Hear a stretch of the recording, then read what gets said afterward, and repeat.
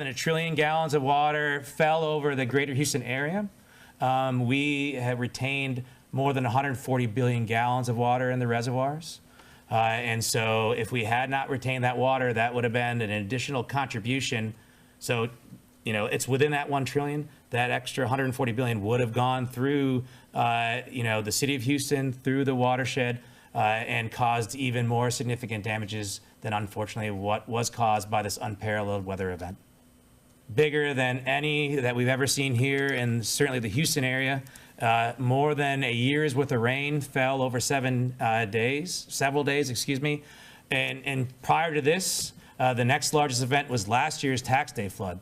So we've never seen the level of rainfall and never actually pooled water and retained it within the reservoirs to this extent.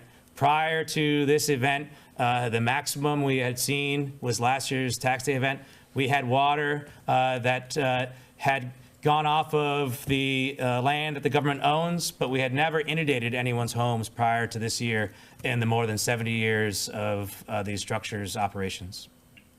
So most of you are aware where the Addicks and Barker dams and reservoirs are located, but if you're not, the Addicks Dam and its reservoirs are located north of I-10 and west of Beltway 8, and the Barker dams and its reservoirs are located south of I-10 and west of Highway 6, and their purpose is to provide flood risk management to lessen the impacts of flood events downstream in the Buffalo Bayou.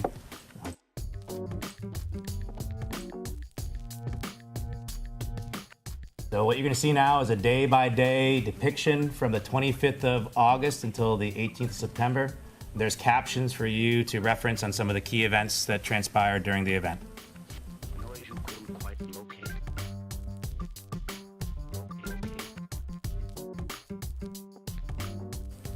Okay, so last evening, we began the gradual reduction of the outflows of the Addicks and Barker dams and reservoirs into the Buffalo Bayou system.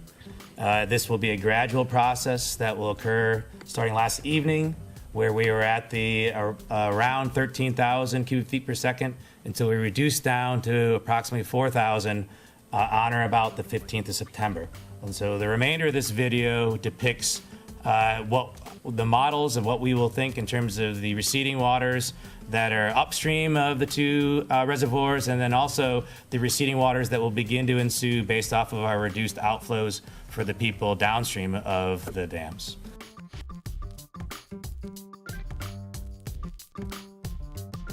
So at the end, this depicts the outflows from the structures through the outlets at the approximately 4,000 CFS rate, which based off of prior storm events is within the banks of the Buffalo Bayou itself.